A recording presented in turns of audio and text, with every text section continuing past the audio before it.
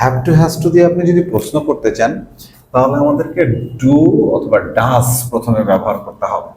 Do বা does, এরপরে আমরা সাবজেক্ট ব্যবহার করব, তারপরে হ্যাভ টু। এটা মনে রাখবো যে আমরা ডাজ দিয়ে প্রশ্ন করি আর ডু দিয়ে প্রশ্ন করি, যেটা দিয়ে প্রশ্ন করি সবসময় হ্যাভ টু হবে, এটা চেঞ্জ হবে না। কারণ ডু ডাজ যেহেতু অক্সিলারি ব্যবহার করছি, ভার্বের প্রেজেন্ট ফর্ম কোনোভাবে চেঞ্জ হবে না। ভার্বের প্রেজেন্ট ফর্ম দেন অবজেক্ট ব্যবহার করব।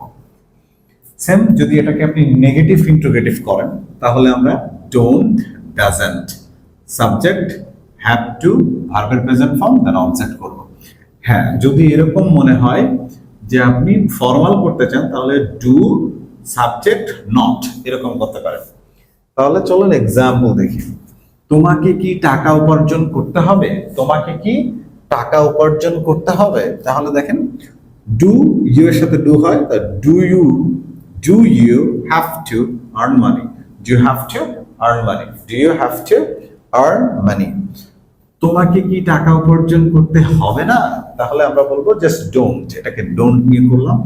Don't you have to earn money? Don't you have to earn money? Don't you have to earn money? আচ্ছা, যদি ফর্মাল করতে চান তাহলে এভাবে বলতে পারেন do you not have to earn money? Do you not have to earn money?